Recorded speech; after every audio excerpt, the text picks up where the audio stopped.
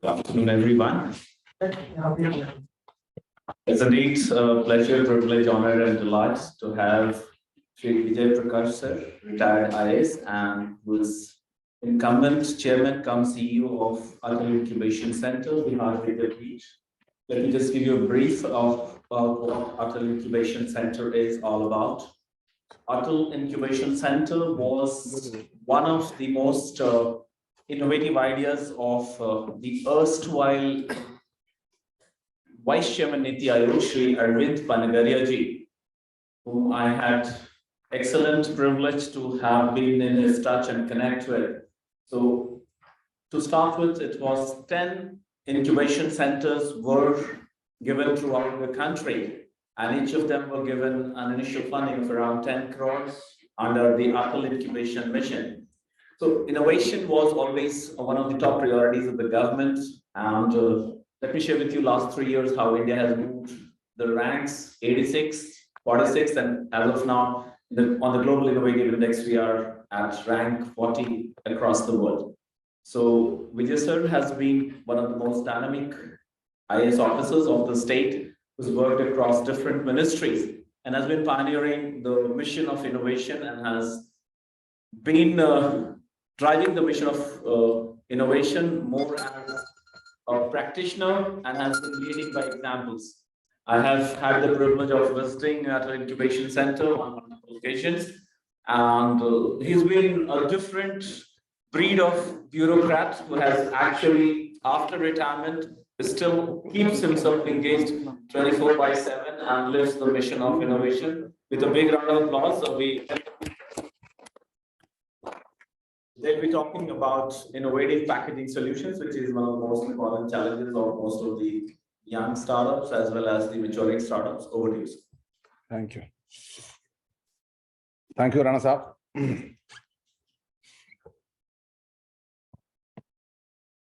Pramod ji and most of the startups are familiar to me. It's so nice to meet you here. आज हम लोग जो बात करने जा रहे हैं वो कुछ इनोवेटिव पैकेजिंग सॉल्यूशंस के बारे में। वैसे एआईसी से सभी लोग फैमिलियर हैं और उन्होंने बता भी दिया कि एआईसी क्या है। ये जा रहा है नीचे वाले से।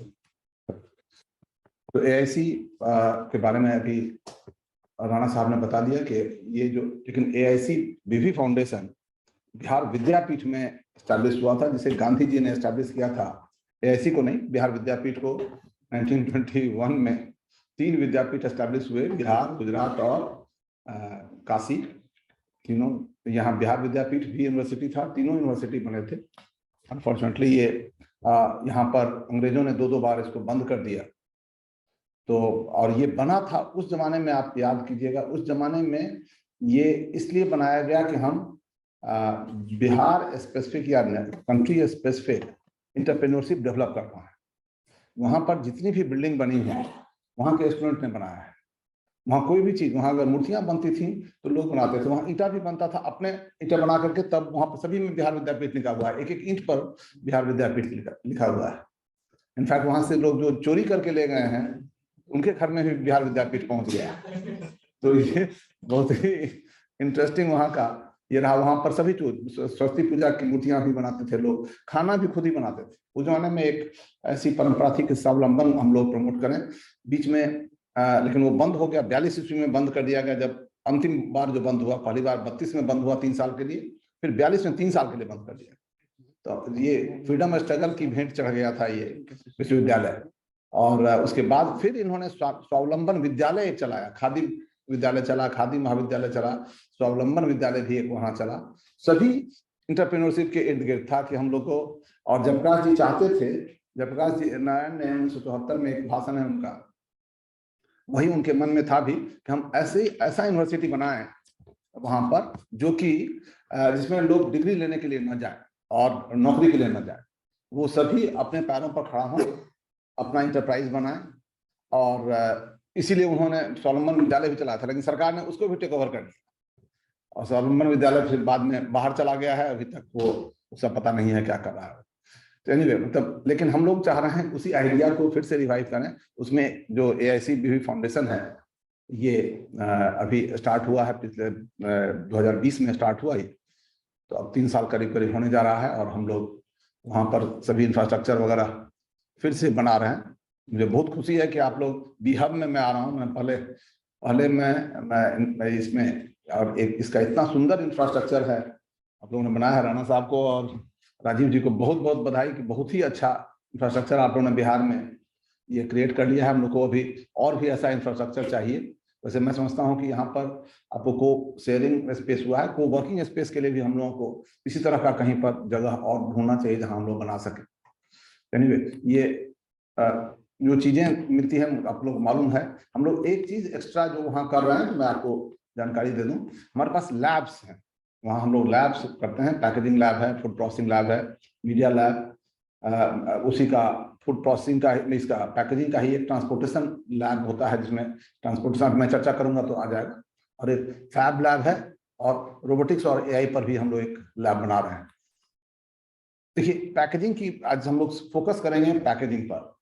और पैकेजिंग का जो पूरा आइडिया है कि नेचर से बड़ा आज तक कोई पैकेजर हुआ ही नहीं, और ये हमको हमेशा उससे सीखते रहने की जरूरत है। आप देख लीजिएगा, सबसे बढ़िया पैकेजिंग अगर नेचर ने किया है वो है आदमी को। 7 लेयर में आदमी को रैप किया, 7 स्किन होता है। अगर वो स्किन नहीं रहता तब क्या होता है, जरा सा सोच लीजिए, तभी आपको पैकेजिंग का महत्व समझ में आए। अगर भगवान ब्रह्मा बना रहे थे, 7 लेयर न बनाए होते तो आखिर क्या होता। मैंने हार्ट इधर दिखता, कभी हार्ट इधर भाग जा रहा है, कभी किडनी उधर चला जा रहा है। ये दिमाग में रखिएगा तो आपको ये समझ में आ जाएगा। कोई भी अगर केला बनाना हो तो केला के लिए उन्होंने अलग बनाया, कटहल बनाना हो तो कटहल के लिए बनाया। इट्स अमेजिंग कि नेचर ने किस प्रकार से पैकेजिंग की है। पैकेजिंग का मैं आऊंगा, इसलिए नेचर को हमेशा ध्यान में रखना चाहिए कि हम लोग फॉलो करते हैं। जितना इनोवेशन दुनिया में हुआ है सभी नेचर से इंस्पायर्ड है। मेजर बड़ा इनोवेशन जितना है, अगर मछली को हम लोगों ने देखा तो जहाज बना लिया।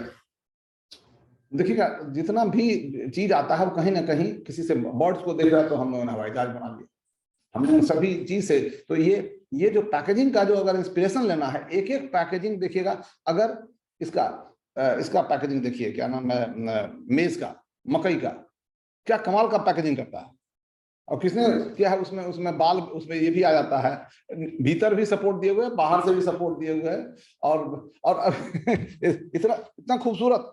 मुझको लगता है कि पैकेजिंग की दुनिया को अगर स्टडी करना हो तो सबसे पहले नेचर को स्टडी करना हमें सीखना चाहिए। ये देखिए क्या वेस्टेज है, सिर्फ इसलिए क्योंकि हम लोग ट्रांसपोर्टेशन करते हैं एकदम रॉ फॉर्म में, कभी यहाँ इतना गिरा देते हैं। और मैं समझता हूँ करीब करीब 15 से 20% हमारा वेस्टेज जा रहा है, सिर्फ क्योंकि हम प्रॉपरली पैकेजिंग नहीं करते हैं। यही उसका उल्टा जो अब दुनिया आ गई है वो इसमें सिमट गई है, जो मैं समझता हूँ शायद देखने की जरूरत होगी कि किस प्रकार से अरेंज हो गया है। ये मैं चाहता हूं कि आप इस फिगर को जरा ध्यान से देखें। 65% लोगों ने ये कहा कि हम लोग इसलिए खरीदते हैं, सामान खरीदे क्योंकि हमको ये कोई चीज बाहर पैकेट देखने में, भीतर में तो क्या है पता नहीं, लेकिन पैकेट देखने में अच्छा लगा, इसलिए 65% लोग, मतलब 2/3 जो ये हो रहा है, परचेज हो रहा है, it's because of good packaging. जो रिपीट भी हो रहा है, इट्स बिकॉज 55% लोगों ने कहा कि रिपीट जो होता है परचेज का, वो भी बिकॉज ऑफ पैकेजिंग से ही पहचान लेते हैं, हम लोग दोबारा वही खरीद लेते हैं। या नया भी अगर कोई चीज खराब लगा, दूसरा स्विच भी करते हैं तो सिर्फ उसको पैकेजिंग से ही जाता है। और ये एक इंटरेस्टिंग चीज मैं नीचे में दिखाना चाहता हूं। आप नीचे का जो फिगर देखिएगा, लास्ट जो जिसको कि मार्क किया हुआ है, इंडिया में पैकेजिंग के प्रोडक्ट, पैकेजिंग के आधार पर खरीदने वाले लोग ज्यादा हैं। हम लोग को लगता है कि इंडिया में लोग नहीं खरीदते हैं, लेकिन इंडिया में वर्ल्ड का जो एवरेज है उससे कहीं ज्यादा है ये। तो पैकेजिंग का ये इंपॉर्टेंस देखने की जरूरत होगी। एक और चीज जो आपके ध्यान में ला दूं, ये भी देखिए, यहां भी पैकेजिंग का जो इम्पैक्ट है प्रोडक्ट सेटिस्फैक्शन के बारे में, वो पूरा गाइड होता है पैकेजिंग से। प्रोडक्ट से कम पैकेजिंग से ज्यादा। अनफॉर्चुनेटली ये है, हम प्रोडक्ट पर ज्यादा ध्यान दे रहे हैं, पैकेजिंग पर कम ध्यान दे रहे हैं। ये इसलिए आज सिर्फ दिमाग में ये बैठाने की जरूरत है कि कैसे हम पैकेजिंग को इम्प्रूव करेंगे या पैकेजिंग को पर वर्क करेंगे, ये हमारा एक काम होना चाहिए। पैकेजिंग का एक चीज मैं बताना चाहूंगा, पैकेजिंग से हम समझते क्या है, थोड़ा सा आप लोग सोच सकिएगा, बता सकिएगा कोई आदमी क्या पैकेजिंग से हम लोग क्या मीन करेंगे, अर्थ क्या है इसका, किसी चीज को? हाँ, उसको कैसे प्रिजर्व कर सकते हैं, कैसे लॉन्ग टाइम तक उसको रख सकते हैं, या पैकेजिंग और पैकिंग में क्या अंतर होगा? पैकिंग भी हम करते हैं इसी काम के लिए, पैकिंग एंड पैकेज दो वर्ड यूज करते हैं हम लोग। ये सभी को ये अंतर समझ में आ जाएगा तो आपको बहुत कॉन्सेप्ट क्लियर हो जाएगा कि अब क्या हम लोग करना है। Packing for age is packaging, it has to sustain with time. तो अगर एजिंग है, एजिंग बोथ इन टर्म्स, जब एज हम यहां मीन कर रहे हैं, age both in terms of time and also in terms of space. यहां से अमेरिका भेजना है तब भी इट शुड सस्टेन, और यहां से अगर 2 साल बाद तक रखना है तब भी इट शुड सस्टेन। तो स्पेशियल डिस्टेंस भी और टेम्पोरल डिस्टेंस भी दोनों जब कवर करता है उसको पैकेजिंग हम लोग करते हैं। तो पैकेजिंग का हिस्ट्री अगर देखिएगा तो मैंने जैसा कहा, ये जब से शुरू हुआ है सिविलाइजेशन मोर और लेस, तब से पैकेजिंग किसी न किसी फॉर्म में रहा। सबसे पुराना जो लोग कहते हैं कि अगर घड़ा भी बना होगा या कलश भी बना होगा तो कलश भी स्टोर करने के लिए, ग्रेन स्टोर करने के लिए ही बना था या वाटर स्टोर करने के लिए बना था। और उस समय से वाटर में ही स्टोर करके या ग्रेन को, या बाद में जब ये सब हुआ होगा, वायल वगैरह हुआ होगा, तो वायल को भी एक जगह से दूसरी जगह ले जाने के लिए ये यूज होता रहा। एक इस पर बहुत अच्छी कहानी है, एक इसकी जो होता है, ये एक हिरण्यक चूहा के बारे में। देखिएगा, हिरण्यक चूहा था एक, तो वो नीचे में चावल रखा हुआ था या ग्रेन रखा हुआ था, तो वो जो किसान ने जो रख दिया था, तो चूहा हमेशा आके खा जाता था। तो उसने क्या किया, तब उसने इजाद किया एक पैकेट का, उसे घड़ा में रख दिया, फिर चूहा खा के घड़ा में भी खा जाता, चूहा को कौन, घड़ा से कौन रोक ले। तब उसने क्या किया, सिक्की में रख दिया, सिक्की बनाया, और जो ये वाला बनता है जो रस्सी से सिक्की में रख दिया, सिक्की पर ही पहुंच गया चूहा। तो बहुत बड़ी समस्या हो गई कि अब इसको तब क्या करें। तो कहानी ये कहती है, कहानी मतलब पैकेजिंग साइड तो था, लेकिन इसके बाद का बहुत इंटरेस्टिंग कहानी है। उसने कहा कि अब चूहा को फॉलो करते हैं, चूहा कोई पैकेट से काम नहीं चलेगा, किसी से घेरेंगे तो हम लोग को परेशान करेगा ही। तो उसने क्या किया कि उसका पता लगाने लगा कि चूहा कहाँ से आता है और क्यों आता है। तो उसके पीछे पीछे दौड़ा, तो उसका जड़ खोदता गया, जब जो बिल खोदते खोदते उसको पता चला कि एक बहुत बड़ा अन्न का भंडार था उसका, जिसने वो जमा कर रखा था उसको। तो वो उसने क्या किया, वो अन्न का भंडार वहां से हटा दिया, अन्न का भंडार हटा दिया।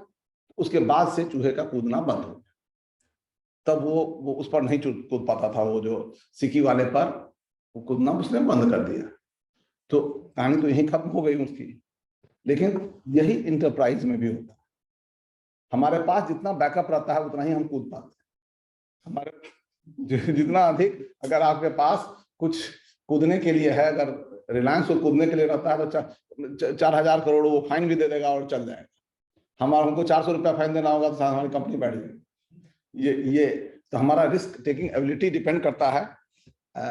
इस पर शायद यही कहानी वो कहना चाहता था। लेकिन मेरा था कि जो हम लोग पैकेट बनाते गए, इम्प्रोवाइज करते गए, लेकिन चूहा भी हमसे तेज होता गया, वो भी नया नया कारनामा करता रहा।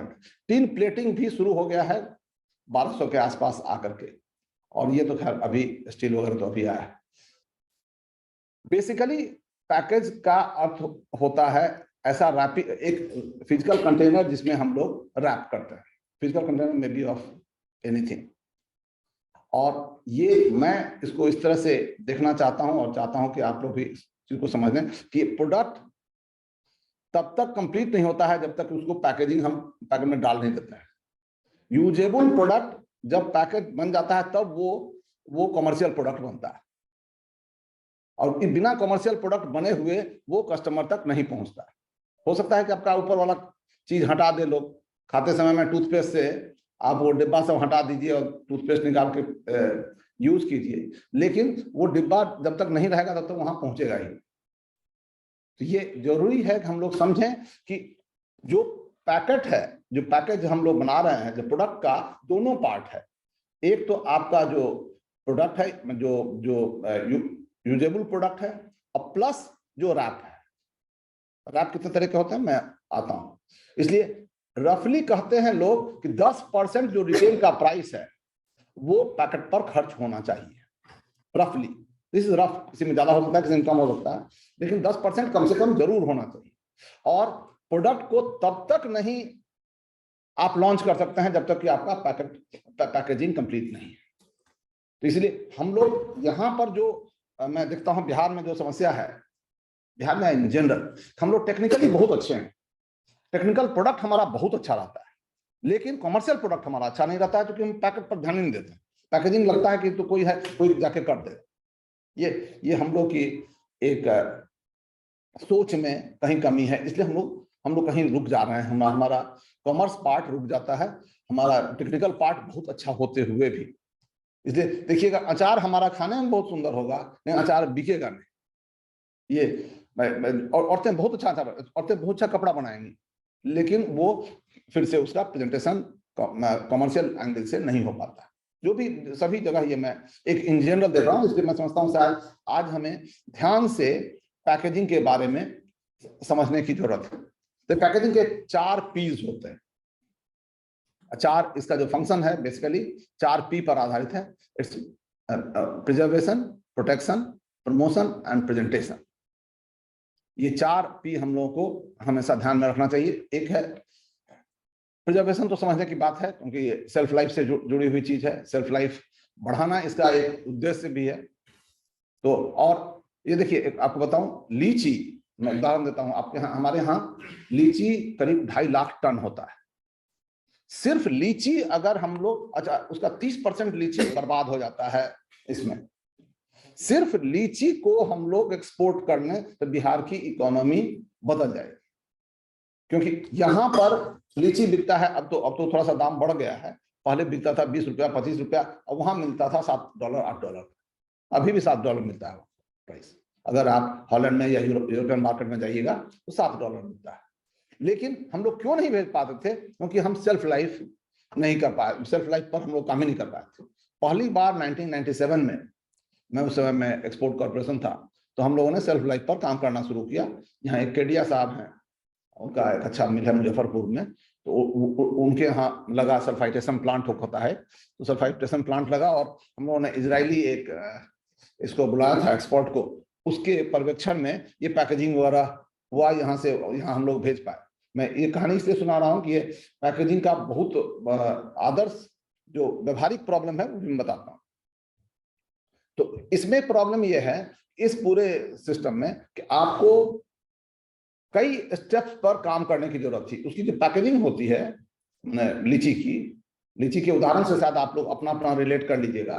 लीची में हम लोग 3 बजे सुबह उठ करके 3 बजे उसकी प्लकिंग होती थी, और 4 बजे तक वो पहुंच जाना चाहिए इसमें, मतलब जो फैक्ट्री है वहां स्टोरेज के लिए, जहां वो सल्फाइटेशन होता है उसकी पहले सॉर्टिंग होती है।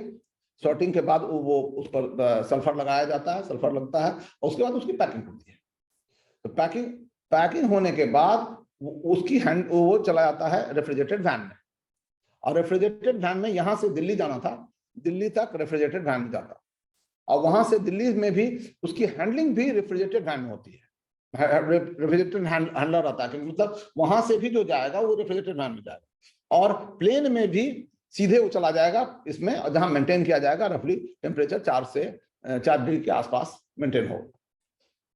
हुआ ये कि हम, अच्छा इसकी जो विदेश आप कुछ भेजेंगे तो उसमें तरीका ये होता है कि उसका ये टेस्ट करवाना पड़ता है थर्ड पार्टी से। तो थर्ड पार्टी हम लोगों ने लॉयड को रखा था। लॉयड यहाँ पर हम लोगों ने टेस्ट करवाया उसका, यहाँ पर ठीक था। दिल्ली में टेस्ट हुआ, दिल्ली में ठीक था। जब हॉलैंड में लैंड किया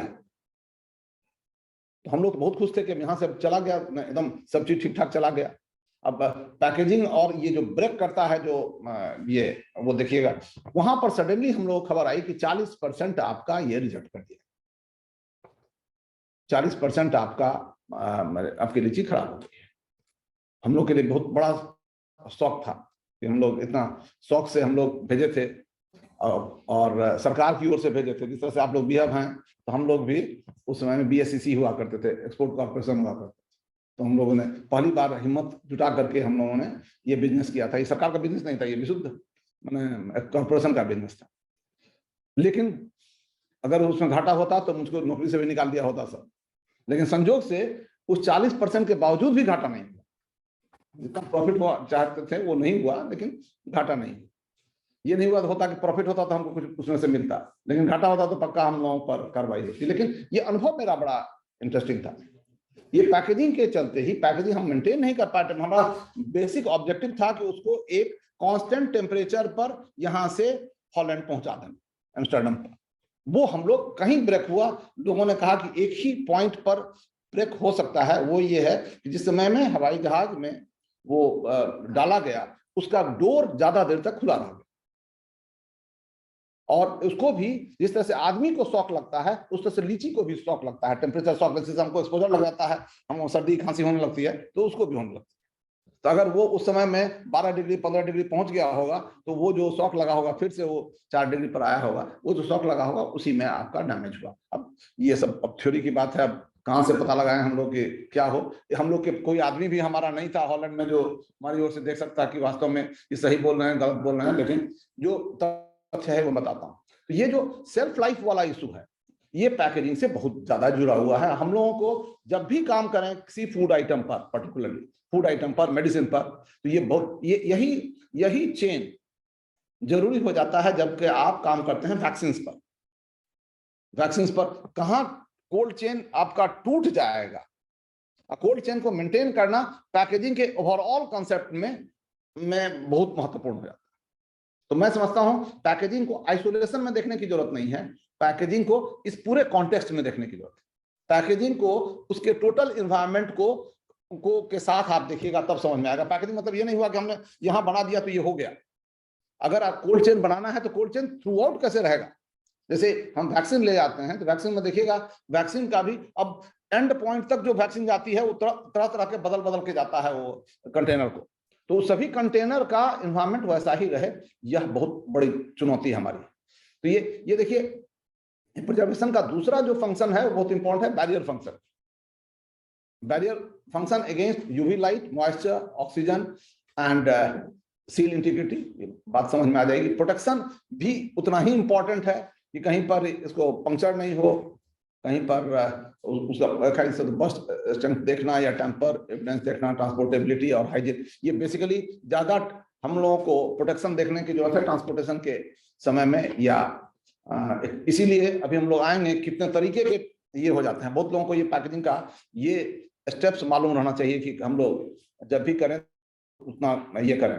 इसके बाद जरूरी है प्रमोशन। प्रमोशन बहुत इंपॉर्टेंट है हमारा। ये पैकेजिंग को लोगों ने यूज किया। पहले बहुत सिंपल था, घड़ा बनाते, घड़ा में तुम कुछ नहीं लिखते, घड़ा बना दिए, उसमें डाल दिए, दे दिए। अभी जैसे गांव वगैरह में होता भी था, एक बोरा में चावल रख दिए, पकड़ा दिए।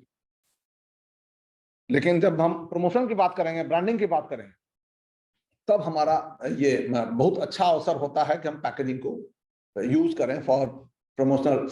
तब उसका प्रमोशनल टेक्स्ट क्या होगा, डिजाइन क्या होगा, शेप क्या होगा, कस्टमर कन्वीनियंस क्या होगा, या क्या फंक्शन होगा, ये सब पर हम लोग काम कर सकते हैं और नए तरीके से सोच सकते हैं। और ऑब्वियसली प्रेजेंटेशन का इशूज बहुत सारा है, उसका किस तरह के फॉर्मेट में हमको दिया जाएगा, उसका एर्गोनॉमिक्स क्या होगा, साइज क्या होगा, या और सब इंफॉर्मेशन क्या क्या हम लोग बेसिक इंफॉर्मेशन में आगे आऊंगा कि बेसिक इंफॉर्मेशन हम क्या देंगे। ये मैंने आपको बताया कि इसको स्किन पैकेजिंग कहते हैं या बैरियर पैकेजिंग कहते हैं। जबकि हम किसी फूड को प्रिजर्व करते हैं एक सिंपल थिन बैरियर से, और इसको टू कीप दी ये फ्रेश इसके 3 लेवल्स होते हैं, ये हम लोग को समझने की जरूरत है। पहला लेवल है प्राइमरी पैकेजिंग। ये प्राइमरी पैकेजिंग है, जो भी प्रोडक्ट हमारा है उसको कस्टमर कैसे यूज करेगा उस फॉर्म में देना। ये मतलब बहुत क्लियर है, जबकि हम लोग किसी टूथपेस्ट को समझते हैं वही। लेकिन सेकेंडरी पैकेजिंग भी इक्वली इंपॉर्टेंट है, जबकि उसको हम एक देखिएगा एक हार्डबोर्ड में या पेपर रैप में हम उसको डालते हैं। और थर्ड ट्रांसपोर्टेशन पैकेजिंग होता है, जबकि हम कार्डबोर्ड में एक डाल करके और तब हम लोग भेजते हैं। ये तीनों इंपॉर्टेंट है। तो जब भी आप कोई प्रोडक्ट बनाते हैं तो तीनों के लिए प्लान करना होगा। ये हम लोग इस प्रोडक्ट की प्लानिंग, एक और बात मैं इसमें समझता हूं, अभी ही बता दूं, वो बहुत ही महत्वपूर्ण है। जब भी हम प्रोडक्ट डिजाइन करें तो एक बीमारी होती है, एंटरप्रेन्योर्स के साथ वो बीमारी है, पता नहीं आपके साथ होगी कि नहीं होगी, मैं नहीं जानता हूं।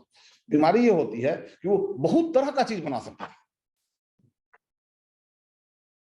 ये 50 तरह का चीज बनाते हैं, मैं जानता हूं इनको खूब बढ़िया से, और 50 तरह का चीज बना सकते हैं और टेक्निकली अच्छा बना सकते हैं। हम लोग को क्या होता है, अब दिक्कत यह है कि प्रत्येक के लिए पैकेजिंग अलग अलग होगा। तो product, commercial product is your technical product plus packaging plus 3 packages. ये एक नहीं, ये तीनों का मिला दीजिएगा तब तो एक प्रोडक्ट पर तो 3 लगेगा। आप अगर 50 कर दिए तो सोचिए 150 प्रोडक्ट ही आप डिजाइन करते रह जाइएगा, आप कमर्शियल नहीं हो पाइएगा। इसलिए देखिएगा कोई आदमी एक ब्रश बनाता है तो ब्रशे बनाते रह जाता है। तो ये अब हम ब्रश के साथ साथ कह के टूथपेस्टो बनाएंगे तो भारी आफत हो जाए। ये बहुत क्रूशियल है समझना कि हमको पैकेजिंग को के साथ सोचना है, सब सोच में ही पैकेजिंग लाना है। हम लोग टेक्नोलॉजी में तक रहते हैं, हमको अच्छा लगता है कि हम 50-100 बना ही सकते हैं, मतलब आप फ्री हैं, सभी लोग बनाते हैं ये, और कैपेसिटी भी है। लेकिन जब कॉमर्स आता है, कॉमर्स का ये स्टैंडर्ड प्रिंसिपल है कि आप एक प्रोडक्ट पर फोकस कीजिए, उसके लिए पैकेज, जब तक पैकेजिंग तीनों नहीं बना लिया, 1 + 3 मतलब यो technical good plus the entire set of जो पैकेजेस होगा वो डिसाइड कर लीजिएगा, तब आपका बनेगा। और इसमें बहुत सारे इनोवेशन संभव हैं, जिसको हम लोग को, तो ये हम लोग उस इनोवेशन पर काम करते हैं, टेक्निकल इनोवेशन पर, इसके इनोवेशन पर काम नहीं करते। ये हम लोग को, आइए हम लोग का एक वीक लिंक भी है यहाँ पर, जिस पर हम लोग को सोचना है। अब कुछ और एंगल से जरा सा हम लोग इसको देख लें, बारी बारी से मैं देखूंगा। अब इसको बेचने में भी जरा सा देखें हम लोग, promoting and selling of the product, ये एक फंक्शन होता है। किस तरह से हम बेचना चाहते हैं, जैसे सिंपल चीज है अट्रैक्टिव बनाना या ये करना, ये एक इंपॉर्टेंट रहता है इसी, ताकि हम लोग अपने कंप्यूटर से अलग स्टैंड आउट कर सकें। दूसरा एक तो बहुत आसान करता है ये कि आप इसको बंडलिंग कहते हैं। आप प्राइस बंडलिंग भी कर सकते हैं और मिक्स बंडलिंग भी कर सकते हैं। प्राइस बंडलिंग हो गया कि आप मिला करके और एक प्राइस में आप सबको निकाल दीजिए। और दूसरा है कि आप कन्वीनियंटली देखिए, इस डिब्बे में अलग अलग तरह की चीजों को लोगों ने डाल दिया। अब ध्यान दीजिए, देखिए ये बात महत्वपूर्ण है। अगर आप 10 तरह का चीज बना रहे हैं तो आप पैकेट एक साथ बना सकते हैं, लेकिन एक साथ प्रोवाइडेड खरीदे लो, और नहीं खरीदेगा तो आपको, तो कस्टमर को ध्यान में रखते हुए तब आपको बंडलिंग करनी होगी। या तो प्राइस कीजिए या मिक्स कीजिए, या नहीं तो अकेले अकेले बेचिए। कभी देखिएगा इसके साथ जो टूथपेस्ट होता है, टूथपेस्ट के साथ टूथब्रश भी आजकल देने लगा है, जोड़ते लगा है, या उसके साथ एक छोटा सा जोड़ता है। तो ये मतलब वो सब बिजनेस का हमारा, मैं बार बार इस बात को दोहराऊंगा, तब तक दोहराऊंगा जब तक कि आप लोग को याद नहीं हो जाए कि टेक्निकल चीज पर हम लोग ध्यान दे रहे हैं, लेकिन इस पर ध्यान नहीं दे रहे हैं। हमारा बिजनेस फेल कर रहा है वो इस कारण से, क्योंकि 65% लोग खरीदेंगे इसको देख करके, आपके प्रोडक्ट को देख करके नहीं। हाँ, यूज करेंगे तो सेकंड टाइम जब आएंगे तो शायद वो आपके प्रोडक्ट को देख करके आएंगे। लेकिन ये चीज जैसा ध्यान देने की जरूरत होगी। ये ऑब्वियसली पैकेजिंग का एक है कि आपके देख करके ही समझ जाता है कि भाई ये फला कंपनी का है, फला लोगो है, तो आपकी कंपनी का जो ये है। ब्रांडिंग, वो आपका प्रेस्टीज, आपका कन्वीनियंस, आपका स्टेटस, सभी चीज इंपॉर्टेंट डिफाइन करता है। एंड ऑब्वियसली डिफरेंट इंफॉर्मेशन देना, मैं लास्ट में आऊंगा कि कौन कौन सा इंफॉर्मेशन उसको देना पड़ता है, क्या लिखना चाहिए, एज पर लॉ क्या लिखना चाहिए, वो भी मैं बता दूंगा। रुक गया, सॉरी। अच्छा, ये फिर कस्टमर यहां पर राजा होता है, ये हम लोग को मान के चलना होगा। हम लोग समझते हैं कि हम राजा हैं, खरीदना उसको है, पॉकेट से पैसा उसका निकालना है, इसलिए उसको जितना उसको कन्वीनियंट बना पाइएगा उतना ज्यादा। इधर अंडा पर इतना बढ़िया काम किया है इन्होंने, देखिए कितना सुंदर अंडा का पैकेजिंग बना है, और ये विदेशों में मिल जाएगा। विदेशों में आप अंडा का वो डब्बा देख करके ही खरीद लेता है, अंडा भीतर में क्या है पता नहीं, कोई नहीं जानता है, लेकिन डब्बा इतना खूबसूरत बनाता है कि वो लोग, यहाँ पर हम लोग तो अंडा इस तरह से फेंके रहते हैं, कोई हम लोग को चिंता नहीं रहती है इसमें। अच्छा, एक और इंपॉर्टेंट बात है, लोगों ने दोनों तरह से सोचा है, इंडिविजुअल और ग्रुप जहां परचेजेस होता है, जैसे फैमिली परचेजेस पहले आता था, याद होगा पहले जो शैम्पू वगैरह आता था तो बड़ा बड़ा आता था, और बीच में आ गया ये पाउच वाला चीज। पाउच वाला एक नया रिवॉल्यूशन ला दिया पैकेजिंग में, प्रोडक्ट तो वही है और सभी चीज में पाउच आ गया, क्योंकि कम यूज करना है, रास्ते में जाना है, या इवन घर में भी आजकल कौन उतना झंझट उठाए, तो छोटा सा पाउच लेकर के यूज कर। ये पाउच का रिवॉल्यूशनरी कॉन्सेप्ट किसने पता नहीं लाया कि अब बड़ा चीज बेचने की जरूरत नहीं है, पाउच में सब चीज दुनिया का पाउच में बिकने लगा। तो अब ये सोचना कि पाउच में हम लोग क्या बेचवा लें और क्या बड़े में बेचें, यह इसी में एक्चुअली बिजनेस का obviously safety is a major issue जिसको हम लोग को देखने की जरूरत है। अभी एक घटना बता दूं और वो बहुत इंपॉर्टेंट है समझना। मेरा पोता, वो कुछ ये सब होता है जो बच्चों के खेलने वाली चीज होती है, उसको मुंह में ले लिया, मुंह में ले लिया तो उसको कोई उसमें गम टाइप का चीज रहता है, वो मुंह में चला गया तो उसकी थोड़ी तबीयत खराब हो गई। इन लोगों ने तुरंत फोन किया उसको कि आपका ये जो गम खा लिया है तो इससे क्या हो सकता है, मतलब उसका क्या इफेक्ट हो सकता है, तो ये आप बताइए ताकि हम डॉक्टर को बता सकें कि ये गम है, कौन सा गम। उन लोगों ने पूरा डिटेल शेयर किया और डॉक्टर को ये बताया गया कि ये इस गम का के चलते रिएक्शन नहीं है, कोई घबराने की बात नहीं है, कुछ चिंता नहीं होगी। तो उन्होंने कहा कि हम लोग ये केयर करते हैं कि जो भी चीज हो वो ये सेफ्टी ध्यान में रखे, और यहाँ तक ध्यान में रखे कि जो बच्चा यूज अगर कर रहा है तो बच्चा अगर खा ही लेगा तो उसको क्या होगा, तो उसके यूज के दौरान भी अगर कोई एक्सीडेंट होने की संभावना हो, बहुत सारी चीजें शार्प रहती हैं, बच्चे खा लेंगे या बच्चे का कट जाएगा, तो हम लोग को ये बहुत ही ध्यान रखने की जरूरत है कि हम लोग ये पैकेजिंग इसमें बहुत बड़ी भूमिका निभाती है। और ये सबसे अधिक जानते हैं आप लोग को स्मरण होगा, हम लोग तो बहुत सारा केस में एडमिनिस्ट्रेटिव सर्विस में रहा हूं और मैंने बहुत सारा केस हमको मिलता था जबकि लोग गलती से खा लेते थे चूहे की दवा। बहुत बार डेथ हुआ लोगों का गलती से खाने के चलते, और ये प्रॉपर्ली पैकेट नहीं था इसलिए घर में रख दिया लोग और तेल के बदले उसको डाल दिया। ये खूब हुआ है ये चीज। तो ये हम लोगों को शायद इस पर बहुत ज्यादा ध्यान देने की जरूरत होगी कि कैसे हम लोग सिर्फ यूजर फ्रेंडली बना सकें। हम यूजर फ्रेंडली वर्ड इसलिए ज्यादा आगे आकर के हम लोग, इसलिए सर उस पर भारत सरकार ने डेंजर और बहुत सारा मार्क डाला है। आज तो मैं मार्क वाले पर नहीं आया हूं, तो फिर लंबा हो जाता। देखिए, तो इसलिए दूसरा ये है कि शिपिंग, स्टोरेज और डिस्प्ले के दौरान कोई टेम्परिंग भी एक डर है। इसलिए देखिएगा अमेजन वाला आता है तो वो उसमें इतना तरह से वो टाइट किया रहता है, जो कि बहुत सिंपल चीज टाइट करता है लेकिन बड़ा बढ़िया से टाइट किया रहता है, इससे कि आपको पता चल जाएगा कि कहीं पर भी टैंपर हुआ। टैंपर तो खूब होता है। पहले देखिएगा अगर आप लोग ट्रेन में कभी सफर किए हो तो जितना बोरा रहता था सब में नुक्सी लगा करके सब खींच लेता था सब। जो उसको निकाल लेता था, तो वही तो पैकेट ही था। और ये उसी पर नहीं, ये जो इस पर जाता है, क्या नाम है, जो ट्रक वगैरह पर जाता है, ट्रक पर भी पर्टिकुलरली जो गवर्नमेंट सप्लाई है FCI का, उसमें से तो आधा निकाल लेता है। तो ये भी हम लोग इस पर बहुत लोगों ने काम किया है और अच्छा काम किया है।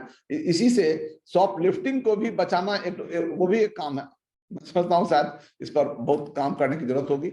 अब देखिए पैकेट के बहुत सारे डिजाइन अब आ गए,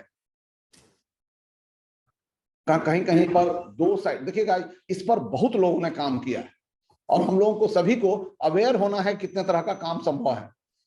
कहीं पर 2 साइड स्टिच है, कहीं पर 3 साइड स्टिच है, कहीं पर 4 साइड स्टिच है पाउच में। यही नहीं, आपको देखिएगा आगे भी बढ़ रहा है, कहीं पर सेंट्रल स्टिच भी रहता है, कहीं पर देखिएगा ये एक नया तरह का मैंने देखा कि आजकल ये खूब नया चल रहा है, देखने में खूबसूरत भी लगता है और ये एक नए तरह की का पाउच है। ये पाउच भी बहुत इंटरेस्टिंग है और बहुत ही अट्रैक्टिव है, दूर से ही देख के ये खरीद लेगा सब। ये स्टैंड अप पाउच है जो कि उल्टा खड़ा हो जाता है, एक इस पर एक सेफ बेस्ड पाउच भी आ रहा है। ये बहुत ही खूबसूरत पाउच सब देखिएगा, मतलब देख करके ही अब मैंने आपको नहीं भी खरीदने का मन रहेगा तो खरीद लीजिएगा।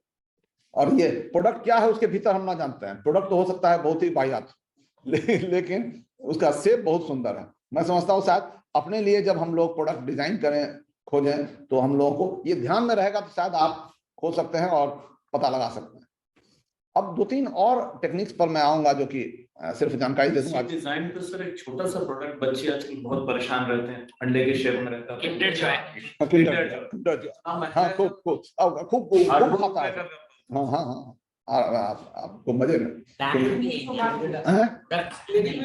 बैन है। हाँ मतलब अमेरिकन मार्केट में बैन है, इंडिया में बैन नहीं हुआ है।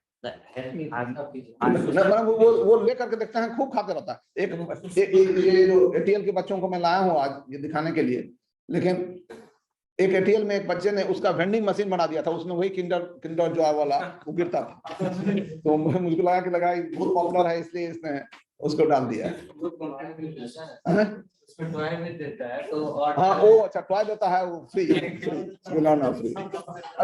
That's a great idea. ये देखिए ये बात समझिए कि जो फ्रीबीज भी आप इसके साथ जो जोड़ते हैं that becomes all the more attractive.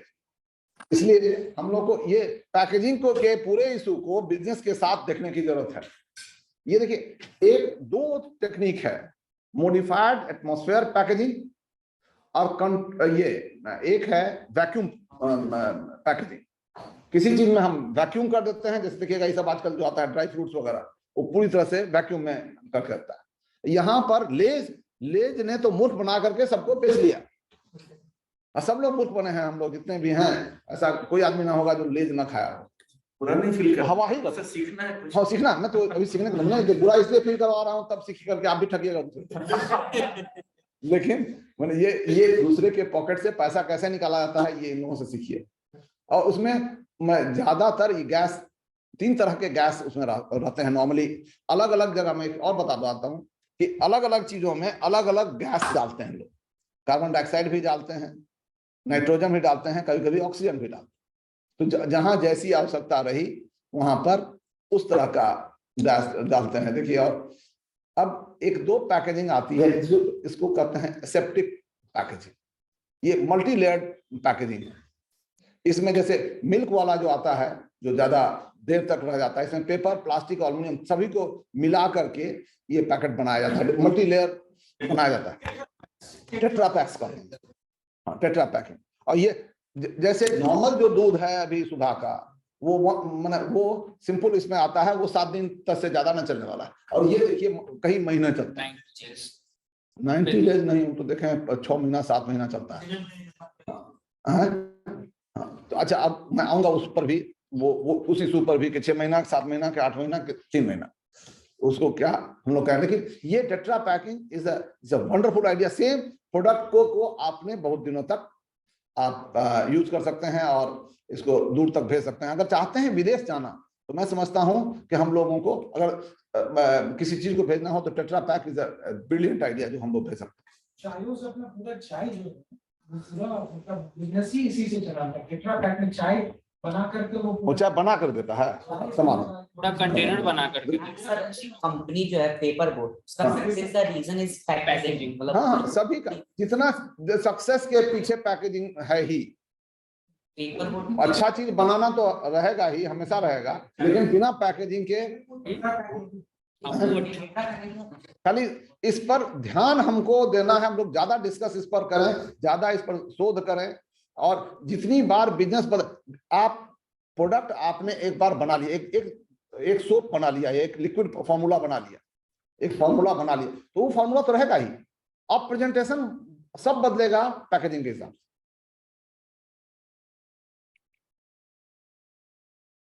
इसी तरह से ये डुअल ओवेनेबल पैकेजिंग है, जहां पर कि हम लोग ओवन में यूज करने लायक या फ्रीजर में डालने लायक या माइक्रोवेव में यूज करने लायक है। ये वैक्यूम पैकेजिंग है जो मैं कह रहा था। ये मीट वगैरह भी इसी से लाता है, मीट भी डालता है इसमें, वही चीज इसमें, ये सब ड्राई फ्रूट्स वगैरह सब एकदम वैक्यूम करता है। कमाल की टेक्निक सब है, सब भी हम लोग को इस तरह से एक ससेप्टेबल बोर्ड डालता है, जिसमें कि कुकिंग के समय ही ये यूज करता है ऊपर से, जिससे वो जल्दी ये भी हो जाए। पैकिंग में सबसे बड़ा यूज होता है, करीब 2/3 पैकेजिंग इज प्लास्टिक्स, और बैन भी कर दिया। ये बैन, अब ये समझिए, हमारे ही लाइफ टाइम में हम लोग जिस समय सर्विस में आए थे, हम लोग खूब इसको प्रमोट किए, प्लास्टिक को खूब प्रमोट किए, और जितना हद तक हो सकता है, जितना उस समय तक हम लोग ये बनाते थे अखबार का, सो दोना बनता था, उसी में सब होता था। वो दोना को बदल करके सब पैकेट हम लोग करवा दिए। सब लोग हमारे ही लाइफ टाइम में से नो टू प्लास्टिक्स आ गया। हम लोग एक जनरेशन भी यार नहीं टिक पाया प्लास्टिक का पूरा रिवॉल्यूशन। तो ये रिवॉल्यूशन था उस समय में। जितना भी हम लोग ये बनाते थे, पेड़ लगाते थे इसके लिए, फॉरेस्ट्री के लिए, वो सभी इसमें चल रहा। तो इट वाज ऑब्वियसली, इसका एडवांटेजेस तो सबको मालूम है, डिसएडवांटेजेस भी अब मालूम है, इसलिए बताने की जरूरत नहीं है। लेकिन अब जरूरत है कि शायद इस पर हम लोग रीथिंक करें।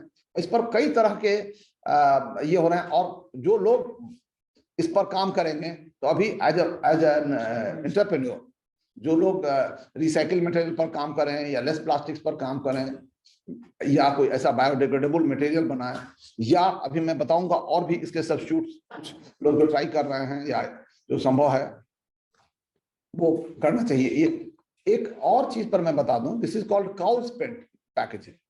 This is a wonderful concept जो हम लोग के यहाँ नहीं होता है।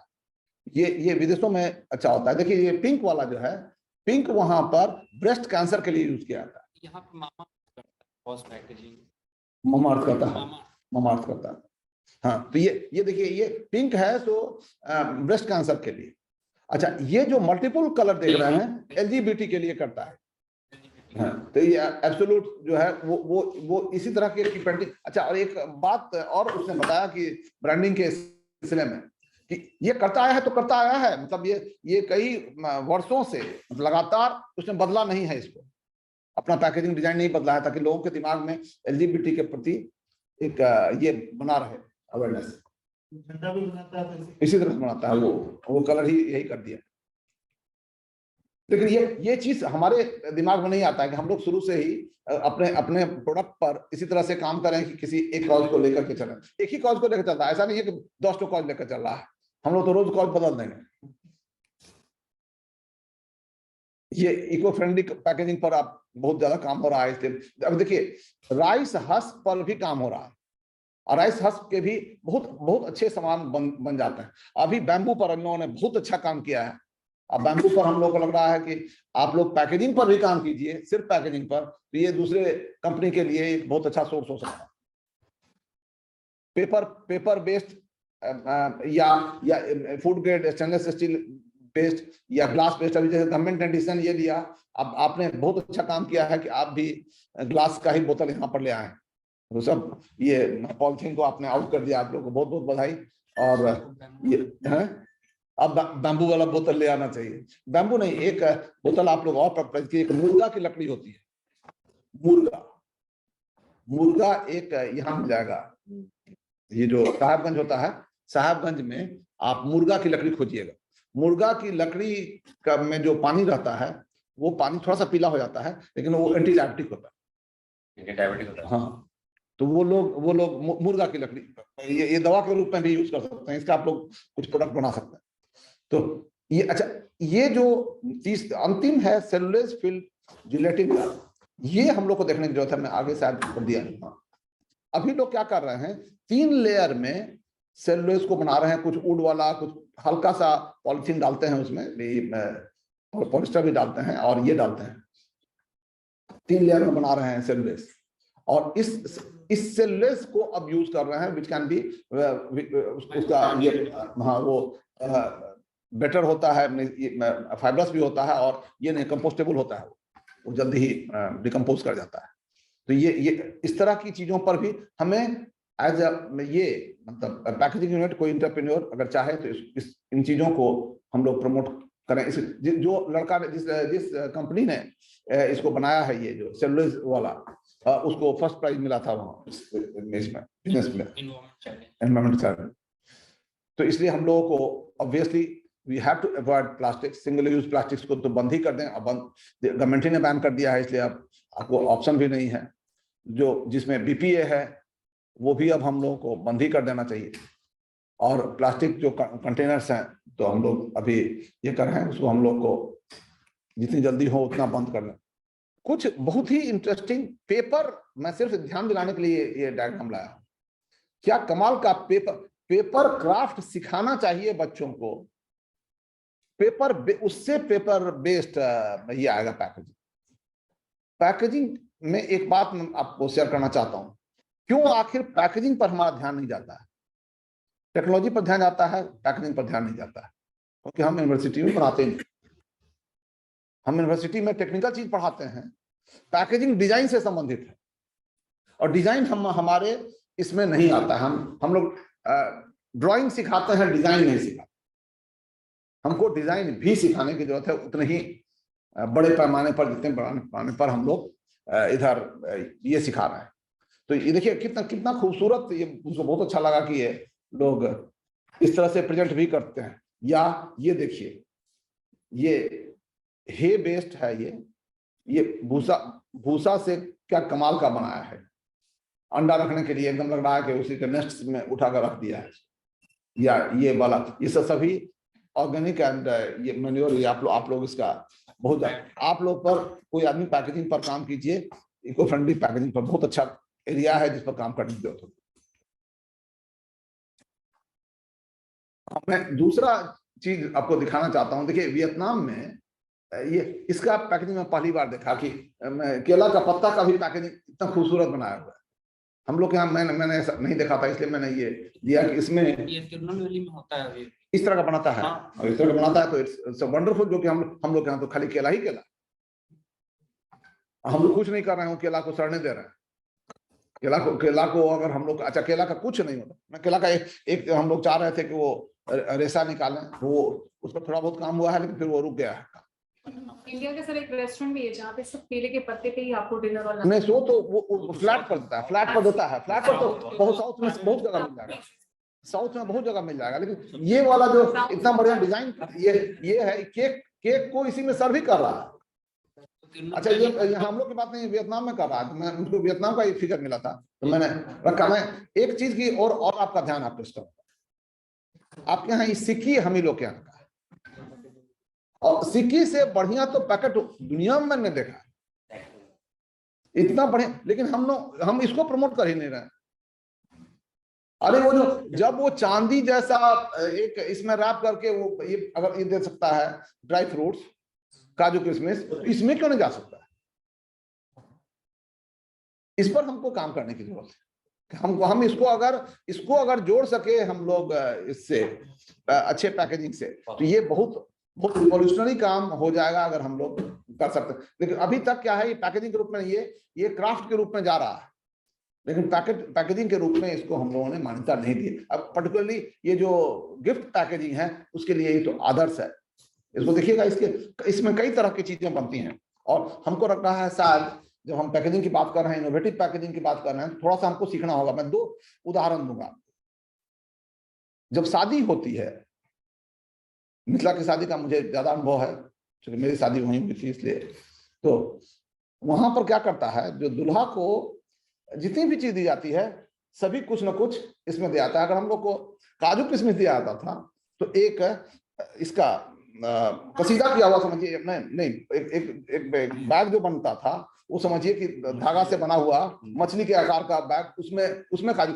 उससे बढ़िया पैकेजिंग तो मैंने देखा ही नहीं, उससे बढ़िया क्या पैकेजिंग हो सकता है।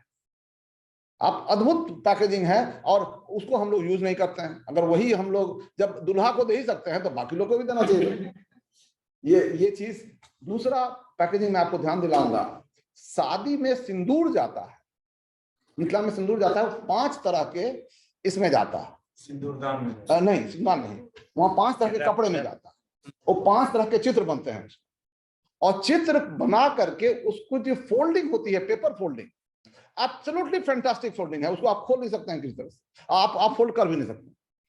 वो जो करती है उसको भी मतलब कई बार करने से होता है। वो एक इनोवेटिव फोल्डिंग है उसका, पेपर का, उसी में डाल करके उसको भेजाता है, उसको सभी को प्रिंट करके भेजाता है, सभी में अलग अलग तरह का ये होता है। मैं समझता हूँ शायद पैकेजिंग का इंस्पिरेशन इससे ज्यादा और कहाँ मिलेगा। हमको शायद खोजने की जरूरत है इन सब जो ट्रेडिशनल जो हमारी चीजें हैं और सब इको फ्रेंडली पैकेजिंग होगा। मुझे लगता है शायद इस पर काम करें हम लोग। एक और चीज सोच सकते हैं, वो है ये मिथिला पेंटिंग। अरे दुनिया का सब चित्र उस पर आता है, मिथिला पेंटिंग क्यों नहीं आ सकता है पैकेजिंग। अगर आप मिथिला पेंटिंग पैकेजिंग पर डाल सकें तो कल से वो कोई फेंकेगा नहीं, सब उसको टांग लें। इतना खूबसूरत होता है। हाँ, कोई जरूरी नहीं है। मतलब मिथिला पेंटिंग से हम लोग का हमेशा मिथिला पेंटिंग के विकास में एक बहुत बड़ा बाधा ये है कि हम लोग समझते हैं कि जो हैंड पेंटेड पेंटिंग है वही पेंटिंग। हैंड पेंटेड नहीं होगा ये भाई। ये हो सकता है प्रिंटेड हो, ब्लॉक प्रिंटिंग हो या स्क्रीन प्रिंटिंग हो, कोई तो नहीं पड़ता।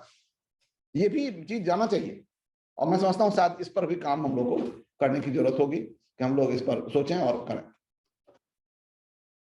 तो मैंने कुछ लिस्ट बनवाया कि क्या आइडियल पैकेजिंग हो सकती है। It should have zero toxicity.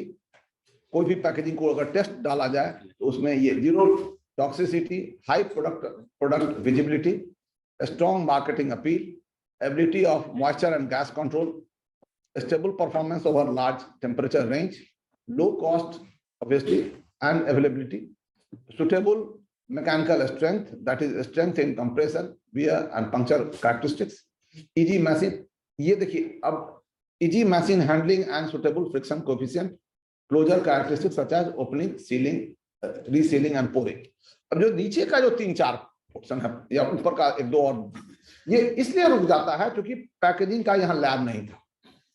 कोई टेस्ट हमने करना हो तो अब यहाँ से दिल्ली भेजिए या कलकत्ता भेजिए, तो वो संभव नहीं था। तो अब हम लोगों ने लैब बनाया, थोड़ा सा हम लोग लगे हुए हैं उसको कैसे ठीक ढंग से ऑपरेशनलाइज कर दें, तो तब शायद बहुत सारी चीजें यहाँ हो जाएंगी। लेकिन ये इतने टेस्ट पर आपको अवेयर रहना होगा। जो आप अभी बात बोल रहे थे, बाहर जाता है इसका प्रत्येक जो ये है, जो भी इंग्रेडिएंट है आपका, अगर आप अच्छे बाजार में जाना चाहते हैं तो जैसे सुधा को बेचने के लिए 3 महीने में एक सर्टिफिकेट लेना पड़ता है हॉस्पिटल में। अगर 3 महीने में सर्टिफिकेट चाहिए तो 3 बार हमेशा भेजना पड़ेगा उसको दिल्ली, टेट्रा पैक को वाले को भी। और देखिएगा एक चीज इंपॉर्टेंट होता है जो आगे वाले स्लाइड में आ जाएगा, वो होता है लेबलिंग। सबसे इंपॉर्टेंट होता है, एक पार्ट तो हुआ उसका फिजिकल, और लेबलिंग के थ्रू आप कम्युनिकेट करते हैं किससे? आप कम्युनिकेट करते हैं कस्टमर से, आप कम्युनिकेट करते हैं गवर्नमेंट से, आप कम्युनिकेट करते हैं जनरल पब्लिक से। और ये इसके 3 पार्ट होते हैं। पहला पार्ट तो आपका होता है जो बेसिकली मतलब बेसिकली है तो ये आइडेंटिफिकेशन टैग या रैपर या सील या इम्प्रिंटेड मैसेज है जो उसमें लिखा हुआ है। लेकिन इसका मेन काम होता है 3, दिखाता हूं। और ये आपको बचाता है लीगल लायबिलिटी से। कभी कोई मर गया आपके यूज से तो शायद यही काम आएगा, क्योंकि आपने लिखा हुआ था उसमें कि बेस्ट यूज या use before such and such date, उसके बाद एक्सपायरी डेट के बाद उसने यूज किया तो जाने वो, तब मेरी रिस्पॉन्सिबिलिटी। आपने नहीं लिखा तो अब जानिए अब आप ये लीगल लायबिलिटी से अगर आपने लिख दिया है कि नहीं भाई इसमें जो भी कम्युनिकेशन है तो ये लीगल आपको अगर कोई बचाएगा तो अभी इसलिए गवर्नमेंट ही लिखवाने लगी सभी पर इंजूरियस टू हेल्थ, ये सारा मैसेज इसी में आने लगा है। मैंने कमाल की चीज है, यह भी सोचने की चीज है कि बेच रहे हैं सिगरेट और लिखते हैं कि cigarette is injurious to health. कमाल है, तो आप बेच क्यों भाई? आज तक समझ में नहीं आया कि मैं इसका मतलब जो लोग खरीद रहे हैं वो ये समझ के खरीद रहे हैं कि हम it's injurious to my health. इसका देखिए 3 पार्ट होता है। One is your branding part, जहां नाम, ट्रेडमार्क, लोगो वगैरह रहता है। दूसरा पार्ट है डिस्क्रिप्टिव पार्ट, जहां प्रोडक्ट के बारे में इंफॉर्मेशन देते हैं, जिसमें construction, care, performance and other features होता है। और तीसरा होता है कि क्या क्वालिटी है। क्वालिटी के बहुत सारे सिंबल्स हैं, मैं सिंबल्स वगैरह में आज क्योंकि ज्यादा बड़ा नहीं चाहता था मैं इसको बनाना, लेकिन ये 3 पार्ट होता है। ये इतने इंफॉर्मेशन इस पर होने चाहिए। Name, ingredient list, nutritional information, declaration, veg non veg जो भी है, फूड एडिटिव्स क्या है, name and complete address of manufacturers, FSI logo, licence number, date, marking, lot number, batch number, net quantity, instruction for use, country of origin. इतनी बात होनी चाहिए। Maximum retail price भी नहीं तो हाँ, प्राइस भी रहता ही है, MRP भी डाल देना पड़ता है। MRP दूसरे एक्ट से आता है, देखिए इसमें आ गया, नहीं आगे वाला। हाँ, ये प्लस ये मैंडेटरी डिक्लेरेशन गवर्नमेंट ने इतना का कर दिया। जो वार्निंग आप लोग को जो देना है वो इतने तरह का कि मैं वार्निंग का उसका आ गया है। इसके ऐप है, मैं समझता हूँ आप डाउनलोड करके पढ़ लीजिएगा तो हो जाएगा। एक चीज मैं पैकेजिंग के संदर्भ में बता दूं कि फ्लेक्सिबल पैकेजिंग या ये अभी डिमांड ऑफ द डे है। क्यों और कैसे बढ़ रहा है, इसके कई कारण हैं, वो कारण आप ध्यान में रखिएगा। और मैं ये आप लोग के लिए उतना जरूरी नहीं है, क्योंकि ये ज्यादा जरूरी होगा उन लोगों के लिए जो लोग पैकेजिंग इंडस्ट्री में हैं। लेकिन आप भी चूंकि पैकेजिंग इंडस्ट्री में आ सकते हैं और आना चाहिए। पैकेजिंग इंडस्ट्री में नहीं आइएगा तो अपने बिजनेस को या अपने लोगों के बिजनेस को मदद नहीं कीजिएगा। कुछ लोगों को उस बिजनेस में आना होगा। हम लोगों को थोड़ा सा माहौल यहाँ गर्म करना होगा कि हम लोग ज्यादा पैकेजिंग के ओरिएंटेशन से लोग टेक्नोलॉजी को सीखें। इसमें सभी टेक्नोलॉजी, अच्छा एक बात बता दूं, सबसे ज्यादा तेज ग्रोइंग सेक्टर यही है, पैकेजिंग सबसे ज्यादा तेज यही बढ़ रहा है। ये 20-25% के ग्रोथ रेट से चल रहा है, इट्स वेरी हाई। ये तो इसलिए मैंने अपॉर्चुनिटी भी पैकेजिंग सेक्टर में है। अर्बनाइजेशन बढ़ रहा है, तो अर्बनाइजेशन बढ़ने के चलते और कोरोना ने अर्बनाइजेशन को और बूस्ट अप कर दिया। ये सभी चीज ज्यादा सेल्फ लाइफ वाला चाहिए। और ज्यादा अब एक और बड़ी समस्या हो गई है, पहले बड़ी फैमिली होती थी तो घर में खाना बन जाता था, कोई ना कोई रहता था। अब घर में कोई है ही नहीं, सब लोग तो लेडीज यहाँ हैं, जेंट्स भी यहीं हैं, तो अब खाना को बनाएगा, सब लोग खाना नहीं खाना चाहिए। और उसके लिए तो आपको तो कोई उपाय ये यही की स्थिति नहीं है। मैं गया था यहाँ कोरिया में लोग किचन ही नहीं रखते हैं, बनाते ही नहीं है ना, वहाँ किचन सेटअप नहीं होता। घर में एक तो कोना तो जरूर रहता है, उसमें ज्यादा दूध वगैरह कभी बच्चा सब पिलाना हुआ तो वही चलता है, नहीं तो बाकी सब खाना बाहर ही होता है। अब तो बच्चा ही नहीं रखते हैं, तो इसलिए उसको समस्या सब खत्म हो गया। तो ये बात समझने की जरूरत है। ये इमर्जिंग जो मिडिल क्लास भी आ रहा है, यह भी एक इम्पॉर्टेंट फैक्टर है जो कि बिजनेस में याद रखना चाहिए। बताता हूँ क्या इम्पोर्टेंट। एक और कारण है सर, उन्होंने एक बहुत बड़ी फैक्ट्री बनाई है एम्ब्रॉयर सिस्टम की, मतलब वो बच्चे पैदा करेंगे एक साथ एक लाख। और वही करना ही होगा, उपाय भी नहीं। आदमी अब इनकैपेबल हो गया। अब आज मैं उस पर नहीं, आज मैंने तो फंस जाऊंगा। ये देखिए एक बड़ी चीज है जो आपको ध्यान में हमेशा रखना होगा। ये मिड क्लास जैसे जैसे बढ़ रहा है, वैसे वैसे उसका कंज्यूमर बिहेवियर बनता है। जैसे मिड क्लास बढ़ता है तो क्या बढ़ता है मालूम है आपको? नॉन वेज का कंजम्पशन बढ़ता है। ये आप शहर में आप देख सकते हैं, ये चंपारण मीट हाउस कहां से पैदा हो गया, अवतरित हो गया, धड़ाधड़ सब जगह चंपारण मीट हाउस आ गया। और ये बिरयानी पिछले 5-7 साल में देखिएगा शायद ही कोई गली होगी जिसमें एक तो बिरयानी हाउस नहीं। और सबसे ज्यादा एक आइटम अगर कंट्री में बिकता है, फूड आइटम, तो वो है बिरयानी, सबसे ज्यादा बिकता है। तो ये सब मिडिल क्लास का ये है। अच्छा, ये तो साउथ का, नॉर्थ बिहार में खाली खुला हुआ है। पटना में मुझे लगता है हैदराबाद से ज्यादा होगा बिरयानी का सेंटर। तो ये मुरादाबाद वाले भी इतना नहीं खाते हुए जितना मुरादाबादी मतलब सब जगह तरह तरह का बिरयानी सब आ गया है कहाँ से सडनली।